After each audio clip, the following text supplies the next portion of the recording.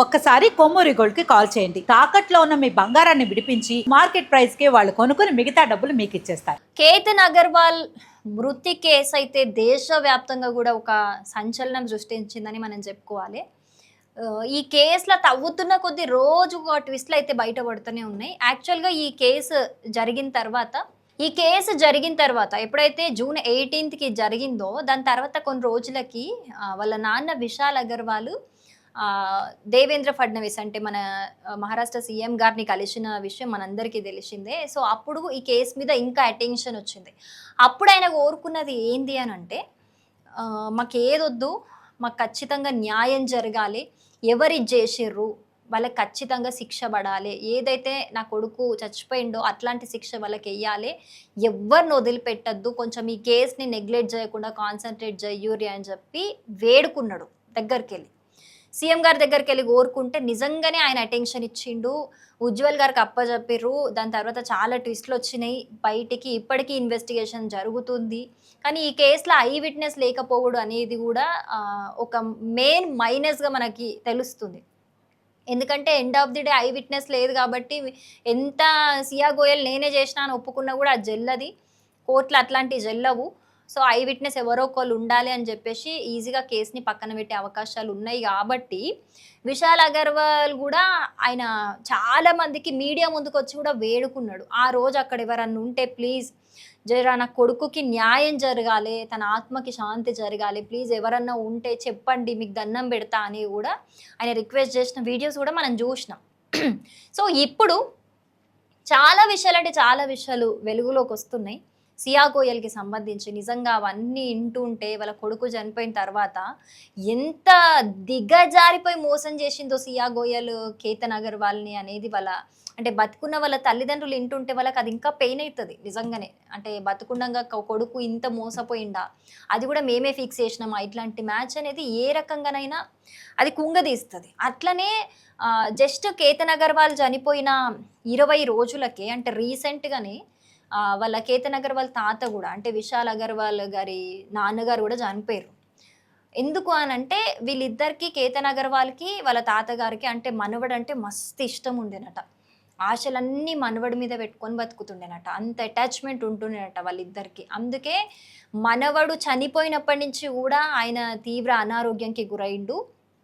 అది తీసుకోలేక మనవడు చనిపోయిన 20 రోజులకే ఆయనకు హార్ట్ అటాక్ వచ్చి ఆయన చనిపోవడం జరిగింది. అంటే ఒక ఫ్యామిలీ ఎట్ ఏ టైం 20 రోజుల గ్యాప్లా ఎట్ ఏ టైం ఇద్దరిని లాస్ అయింది అని అంటే అది ఎంత బాధ చెప్పండి.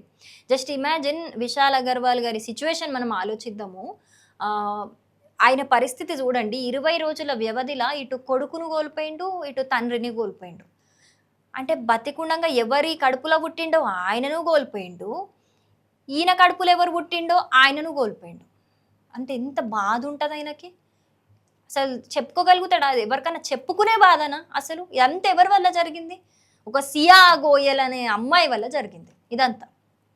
అయితే ఇప్పుడు ఆయన రీసెంట్గా ఈ కేసు మీద ఖచ్చితంగా యాక్షన్ తీసుకోవాలి, ఎవరున్నారో వాళ్ళకి గట్టిగా శిక్ష పడాలి అని చెప్పేసి ఆయన రాష్ట్రపతి ద్రౌపది ముర్ము గారికి ఒక లేఖ రాయడం అయితే జరిగింది.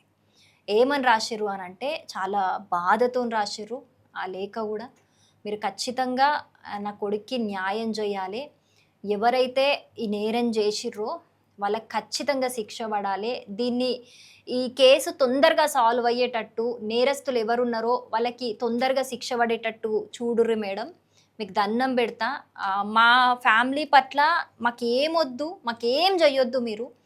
మా పోయిన కొడుకు ఎట్లాగో తిరిగి రాడు, కానీ నా కొడుకు పోయిన బాధ కంటే నా కొడుకుని చంపేసిన వాళ్ళు ఇంకా బతుకున్నారు, వాళ్ళకి ఎట్లాంటి శిక్ష పడతలేదు, నా ముందే ఇవన్నీ జరుగుతున్నాయి అనే బాధనే నాకు ఎక్కువ ఉన్నది.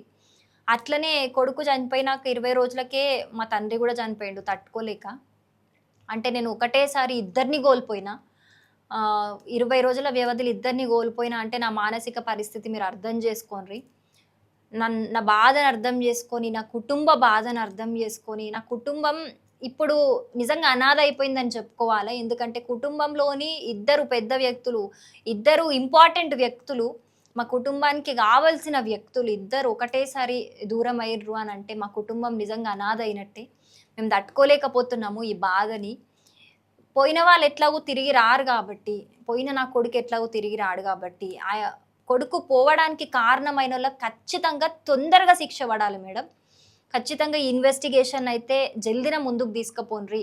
జల్దిన ఎవరు చేసిండ్రు అనేది ప్రూవ్ చేసి వాళ్ళకి ఎట్లన్నా తొందరగా శిక్ష అయ్యుర్రి మేడం అని చెప్పేసి వేడుకుంటా నిజంగా ఒక బాధతోని ఆయన రాష్ట్రపతి ద్రౌపది ముర్ము గారికైతే లేఖ రాయడం అయితే జరిగింది. మనం ఈ కేతన్ అగర్వాల్ కేసు గురించి మాట్లాడుకుంటే నిజంగా నిజంగా అసలు ఆ అబ్బాయి మీద ఎన్ని నిందలు వేయాలో అన్ని నిందలు వేసింది ఆ పిల్ల. ఇన్వెస్టిగేషన్ల నత్తంటది, విగ్ అంటది, అదంటది, ఇదంటది. అసలు మనం తప్పించుకోవడానికి ఎన్ని నీచమైన అబద్ధాలు చెప్పాలో అన్ని నీచమైన అబద్ధాలు అయితే చెప్పింది. ఆ నత్తి లేదనే విషయము కేతన్ అగర్వాల్ చాలా ఇంత ఫ్లూయెంట్గా మాట్లాడుతుండు, మంచిగా మాట్లాడుతుండు. ఆ వీడియోలు కూడా బయటికి వచ్చినాయి. అంటే అట్లా తెలిసిపోతుంది అది అబద్ధం అనే విషయము. సో నచ్చకపోతే నచ్చలేదని ఊరుకోవాలి. కానీ ఒక అతన్ని పెళ్లి చేసుకుంటా అని ఒప్పుకొని ఫ్యామిలీ పరువు అని చెప్పి, మరి ఫ్యామిలీ ముందే అడిగినప్పుడు చెప్పొచ్చు కదా. వాళ్ళ తల్లిదండ్రులు అంటారు మేము ముందే అడిగినామంటే మాకు ఇష్టమే, కేతన్ అంటే నాకు మస్తు ఇష్టం అని చెప్పిందట. అసలు ఎందుకు ఈ హై డ్రామా ప్లే చేసింది? ఇటు ఫ్యామిలీ ఏమంటే కట్టే ఇరగద్దు, పాము సావద్దు అన్నట్టు, ఇటు ఫ్యామిలీ పరువు అవ్వద్దు, పెళ్ళి క్యాన్సిల్ కావద్దు అని చెప్పేసి ఒక ప్రాణాన్ని తీసేసింది.